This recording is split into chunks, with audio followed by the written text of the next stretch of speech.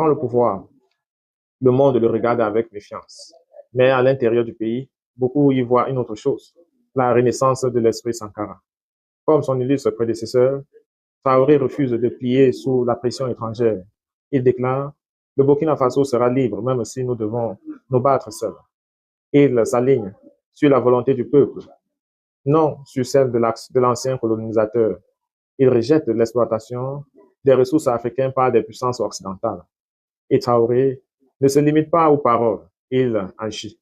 Il renforce les liens avec le Mali et le Niger, formant une alliance saharienne pour l'indépendance. Il appelle à la souveraineté économique, au contrôle des ressources et à l'unité africaine.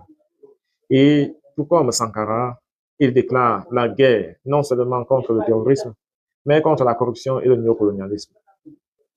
Les deux hommes partagent une même vision, la souveraineté par le sacrifice. Mais Traoré évolue dans un monde bien plus complexe. Le terrorisme, sanctions économiques, propagande, polarisation mondiale.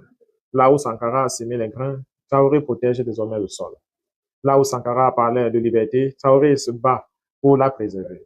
Certains le qualifient d'autoritaire, mais pour ses partisans, il est un protecteur, un dirigeant qui sait que la vraie liberté demande du courage, pas de la permission. Aujourd'hui, si vous marchez dans les rues de Ouagadougou, vous entendrez renaître l'espoir. L'activiste panafricaine Nathalie Yam le décrit comme la réincarnation de Sankara. Les jeunes burkinabés portent fièrement des t-shirts avec les deux visages côte à côte, l'un du passé, l'autre du présent. Lors de la 38e commémoration de l'assassinat de Thomas Sankara, Traoré a déclaré: Thomas Sankara n'est pas un souvenir, il est une boussole.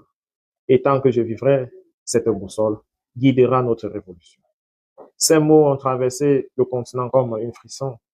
Pour la première fois depuis longtemps, on voyait un dirigeant qui ne mendiait pas l'aide, mais qui exigeait le respect. La révolution de Sankara visait à réveiller l'esprit africain. Celle du Traoré cherche à la défendre. Le Burkina Faso se trouve aujourd'hui à la croisée des chemins, entouré d'ennemis internes et externes. Mais l'histoire nous enseigne ceci. Lorsque le peuple parle d'une seule voix, aucun empire ne peut le faire taire. Si Thomas Sankara était encore vivant, il ne resterait pas spectateur. Il serait fier de voir un jeune soldat oser rêver à nouveau, un dirigeant sans chaîne en or, sans cortège luxueux, mais qui porte le drapeau de sa nation avec honneur.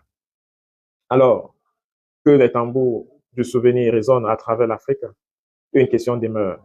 Ibrahim Traoré est-il simplement un autre dirigeant ou la